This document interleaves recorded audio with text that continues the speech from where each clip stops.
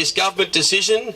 The community is being disowned, with the local council, state and federal governments all colluding together with St Vincent's Care and also Catholic Care in this decision to place 120 Syrian and Iraqi refugees in this facility in Eltham.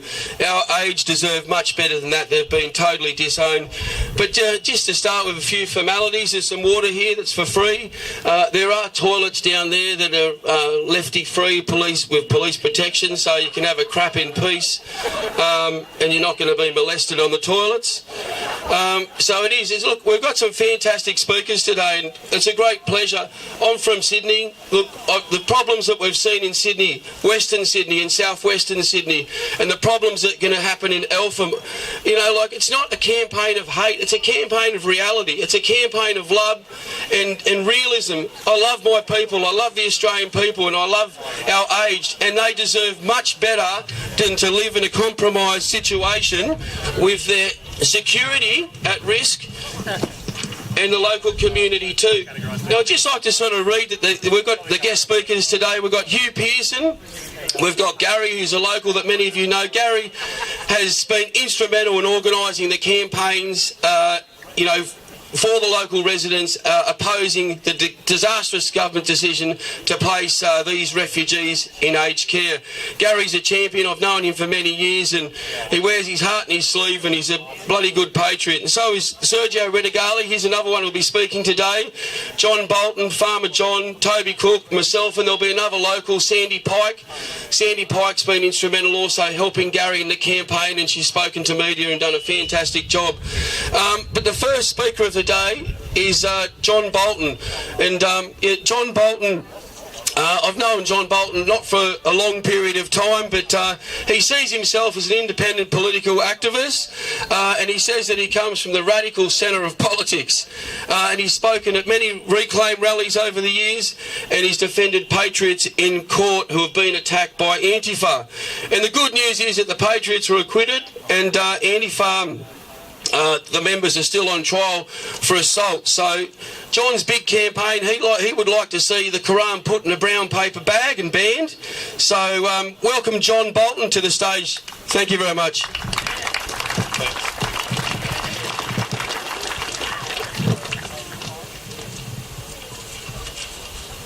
The truth is that Australian culture is better than Islamic culture.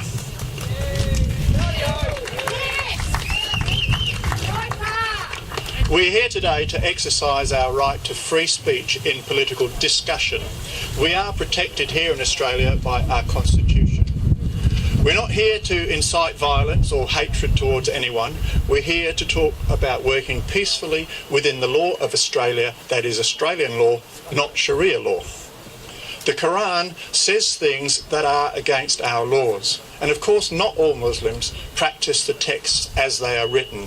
In Victoria, the religious and racial tolerance law applies to and protects religion, but only lawful aspects of religion. In Australia, Australian law comes first. We are not an Islamic state. We are a free democracy. I claim my right today to engage reasonably and in good faith in the course of political discussion in the public interest. I claim that right for myself, and I claim that right for all speakers here. Our Australian Constitution protects us. Even if some people find what we say insulting or offensive, that is bad luck.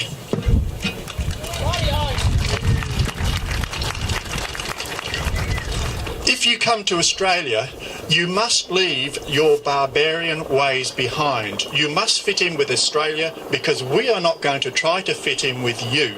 I will not surrender Australia and Australian rights to Islamic barbarians. When Islamists come to Australia, they come to a place where we have daylight saving. But instead of them putting their clocks forward just 1 hour, they must put their clocks forward by 1400 years in order to fit into Australia. They have a book that says kill those who do not agree with them. That is illegal in Australia. They have a book that says women are like animals. That is illegal in Australia. In Australia, our girls finish school before they get married, and we don't get told what to do by some old man with a beard. It is a crime in Australia to discriminate or incite violence or vilify others on the basis of their religion. These laws have to apply to everybody, including to Islamists. So when they have a book that says, treat women like domestic animals, women are unclean, take them as sex slaves, menstruation makes women deficient in intelligence, these things are unlawful in Australia, they are sexist and they're against our law. It's against the law to urge violence against groups. The Anti-Discrimination Board found that Hizb ut-Tahrir had breached the state's race relation laws against Jews, but there was no prosecution. We need Australian law to be enforced against Islamists. Let's not forget the Islamists who throw homosexuals to their death from tall buildings. Here in Australia we have disputes on about whether homosexuals be allowed to be married. Islam says it's okay to tie their hands behind their back and throw them to their death. Why is it all right to sell a book here in Australia that says, quote, when you encounter infidels, strike off their heads until you have made great slaughter amongst them, end quote. That is vilifying me, it is threatening me with violence, and it's against the law in Australia. Why is a book that threatens death to the rest of us not withdrawn from sale? Why is a book that actively and positively is against our laws of violence and against our laws of sexual and racial discrimination allowed here in Australia? The freedom of religion laws does not mean that religion is above the law. The Victorian discrimination law here only protects lawful religious belief. The words in the Quran preach unlawful acts. These are not protected by vilification laws. I'm allowed to vilify those unlawful aspects of Islam as much as I like, and I recommend that you do it as well 5 times a day if you feel like it.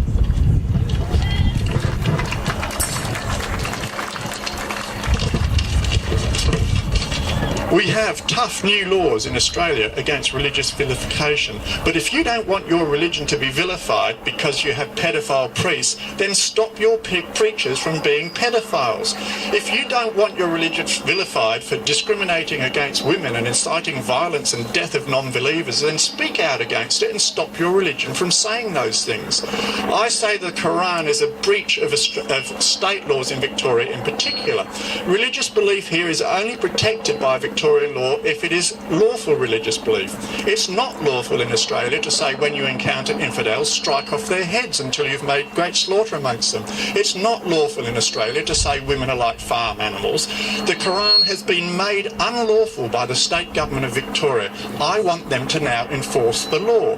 The Victorian Government must ban the circulation and sale of the Quran. They need to use laws like the tobacco laws with a health warning, put it in a brown paper bag, put a warning on the outside that says parts of Islam are unlawful. Let it only be sold by request, to adults only, no advertising, not to be sold to minors, not to be sold to people of unsound mind. Man's monist should never have got hold of a book that said it was okay for him to kill people who didn't believe what he believed in.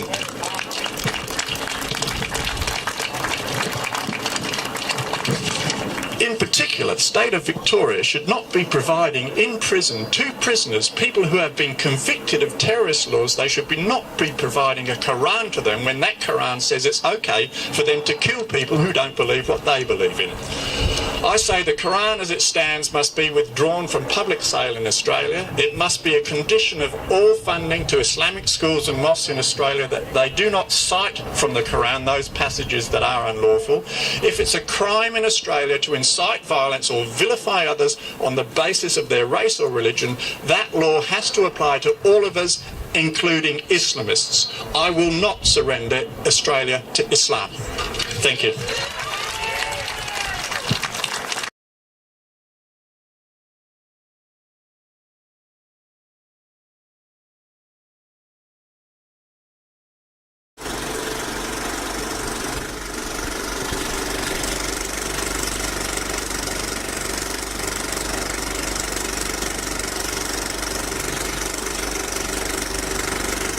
Tune in tomorrow. Same bat time, same bat channel. Bye for now.